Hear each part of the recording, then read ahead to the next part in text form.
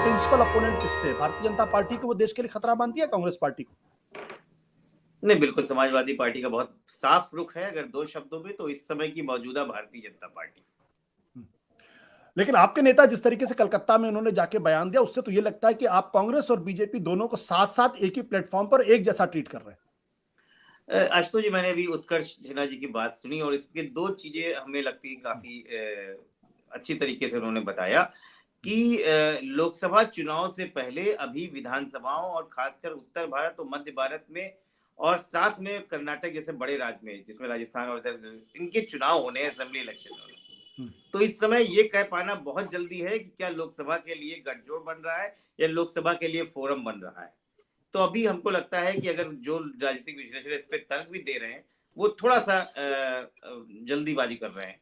दूसरा ये कि समाजवादी पार्टी ने जब ये बात कही है कि कांग्रेस और भारतीय जनता पार्टी एक ही है या एक ही तरह पर बात करती है, तो हम उस परिप्रेक्ष्य में करते हैं जब संवैधानिक संस्थाओं का दुरुपयोग विपक्षी पार्टियों को दबाने के लिए किया, चाहे वो पहले के समय की यूपीए सरकार ने किया हो या कांग्रेस की सरकार ने किया हो या फिर इस समय की भारतीय जनता पार्टी ने किया है। क्या क्षेत्रीय दलों को या विपक्षियों को धमकाने के लिए एजेंसियों का इस्तेमाल कांग्रेस ने नहीं किया है? इतिहास बताता है हाँ किया है, और आज भारतीय जनता पार्टी भी लगभग वही कर रही है। ये सारी जवाब माननीय अखिलेश यादव दे रहे हैं, उसी के परिपेक्ष में दे रहे हैं। विपक्षी एकता में कभी भी समाजवादी पार्टी पीछे नहीं हटी है। हम बार बार कहते हैं विपक्षी एकता की हम दूरी बनने के लिए तैयार हैं, हम खड़े हुए हैं, चाहे हमको गुजरात जाना पड़े, कर्नाटक जाना पड़े, बेंगलोर जाना पड़े, उड़ीसा जाना पड़े, बंगाल जाना पड़े, हम खड़े हैं। लेकिन हर विपक्षी एकता के लिए हर तरीकों को हर एंगल से समझना पड़ेगा।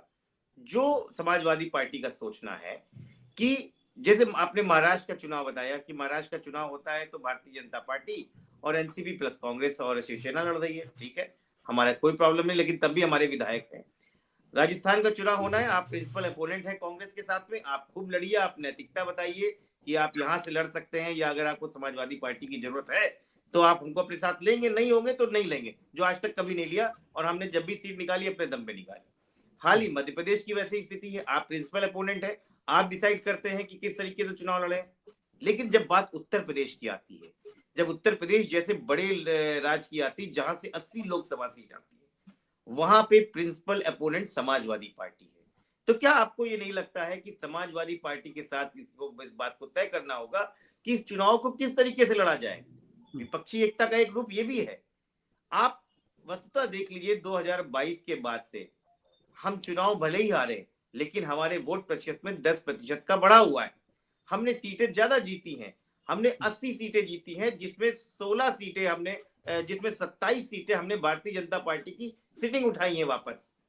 इसका मतलब यह है कि हम अपनी बात को वहां पे लोगों को पहुंचा पा रहे हैं। माननीय प्रियंका गांधी जी जो उत्तर प्रदेश की पर्यवेक्षक हैं, जो जिम्मेदारी लेती हैं, 2022 के बाद से आज 2023 की मार्च खत्म हो रहा है, मात्र एक बार रिचुअल के तरीके से आई है।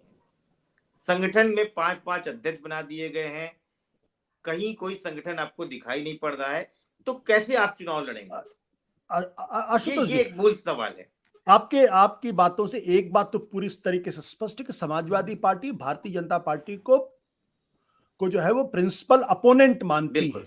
बिल्कुल। लेकिन आपकी कुछ शिकायतें हैं कांग्रेस पार्टी को लेकर, ये बात आपकी बातों से पूरी तरीके से स्पष्ट होता है। लेकिन आपने ये भी रास्ता खुला रखा है कि भविष्य में कांग्रेस के साथ गठबंधन का रास्ता आप खोल रखा है आपने। आपके कहने का मतलब ये कि उत्तर प्रदेश में समाजवादी पार्टी प्रिंसिपल बड़ी पार्टी है, कांग्रेस पार्टी छोटी पार्टी है, तो बातचीत हो सकती है, बातचीत के लिए दरवाजे आपने बंद नहीं किए, खोले।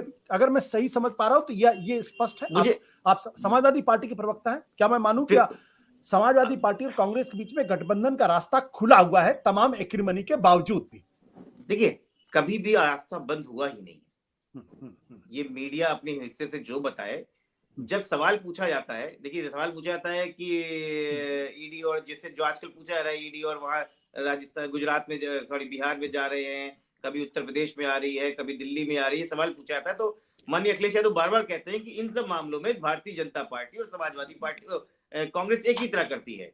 अब मीडिया में हेडलाइन क्या होती है? अखिलेश यादव ने बीजेपी से और कांग्रेस से समान दूरी बना ली, क्या गठबंधन नहीं होगा, विपक्षी एकता टूट गई, तो ये एक दूसरा नैरेटिव भी चलाया जाता है।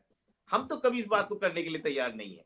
हम कहते हैं कि कांग्रेस बड़ी पार्टी है, हम इस बात को मानते हैं कि पैन इंडिया उसकी प्रेजेंस है, हम इस बात को मानते हैं principal opponent Bharatiya Janata party के साथ में है। हम ये चाहते हैं कि जो विपक्षी एकता की जो नया सिस्टम है, क्या बंगाल में कांग्रेस तय करेगी कि ममता जी कैसे लड़ेंगी? क्या बिहार में जेडीयू और आरजेडी को छोड़ के कांग्रेस तय करेगी कि वहां पे कैसे लड़नी है? तो क्या उसी भांति क्या उत्तर प्रदेश में कांग्रेस तय करेगी? ये सवाल है। सवाल ये कि अगर आपको वाकई भारतीय जनता पार्टी से हटाना है तो उस स्टेट की जो प्रिंसिपल क्षत्रिय पार्टी है उसके साथ बैठना पड़ेगा आपको, तब बात बनेगी। आपने बहुत बहुत सफाई के साथ बड़ी अच्छी तरीके से आपने चीजों को आर्टिकुलेट किया है। इसके लिए आप बधाई के पात्र हैं। इसका मतलब यह है कि जो ममता बनर्जी की तरफ से भी जो आवाज आ रही है और अखिलेश यादव की तरफ से भी जो आवाज आ रही है, उनको ये इंप्रेशन जा रहा है कि कांग्रेस पार्टी उनको डिक्टेट करने की कोशिश कर रही है, इसलिए थोड़ी सी दिक्कत वहां पे नजर आ रही है। मेरा सवाल इस बात है, क्या बंगाल में कांग्रेस पार्टी बहुत छोटी पार्टी, ममता बनर्जी की पार्टी बहुत बड़ी है, उत्तर प्रदेश के अंदर अखिलेश यादव की पार्टी बहुत बड़ी है, कांग्रेस बहुत छोटी पार्टी है, क्या अखिलेश यादव और ममता बनर्जी ने कांग्रेस के तरफ हाथ बढ़ाते हुए कहा है कि हम एक दूसरे के साथ आ सकते हैं? क्या ये कोशिश दोनों नेताओं ने कांग्रेस के लिए की है या नहीं की है?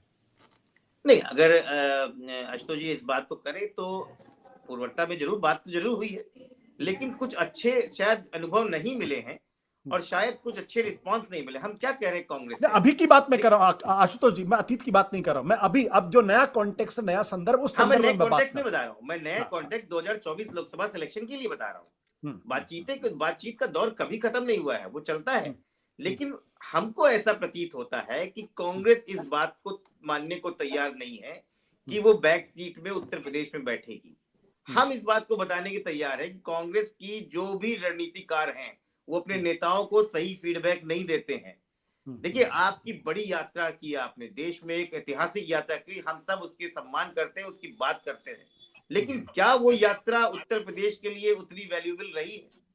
क्या आपने सही नहीं किया कि आप गाजियाबाद के बगल से निकल गए और आपने उत्तर प्रदेश की सरजमी को छुआ भी नहीं, आपने वहां के कॉन्टेक्स्ट को उठाया भी नहीं? तो मुझे लगता है कि एक अजीब टाइप का अहम और अहंकार टाइप का भारतीय समाज कांग्रेस में आ गया है, जो इस बात पे बैठने को तैयार नहीं है कि नहीं भाई, कहीं और भी कोई स्टीयरिंग उठा सकता है, कोई और भी गाड़ी इसको चला सकता है, कभी कभी बैक सीट लेनी पड़ती है। वो आपकी बात ठीक है, उत्तर प्रदेश में बड़े भाई की भूमिका में तो आप हैं, थोड़ा सा तो आपको भी झुकना पड़ेगा छोटे भाई को समझाने के लिए कि भाई ये जो आपका अहम है, अहंकार, इसको छोड़िए, हम सब साथ मिलकर लड़के हैं, अगर साथ मिलकर लड़ेंगे तो बीजेपी को परास्त कर पाएंगे। नहीं, देखिए, ऐसा तो मैं नहीं मानूंगा कि बात नहीं हुई होगी, ऐसा तो नहीं, तल्खियां ऐसी होती हैं, हर चीज हो सकता है मीडिया के रिपोर्ट्स में ना हो, लेकिन अगर तल्खियां हुई हैं तो कहीं ना कहीं कुछ बात हुई तभी तल्खियां हुई होंगी। मुझे लगता है कि ये थोड़ा अतिशयोक्ति है कि हम हम कांग्रेस को निग्लेक्ट कर रहे हैं, हटा रहे हैं। हम उनको बता रहे हैं कि उत्तर प्रदेश की लड़ाई, बंगाल की लड़ाई, वहां के जो लीडर्स हैं उनके हाथ में अगर आप छोड़ेंगे तो लड़ाई ज्यादा सक्सेसफुल होगी। इसके तार्किक तरीके भी हम आगे बताएंगे, लेकिन फिलहाल हमको यही लगता है।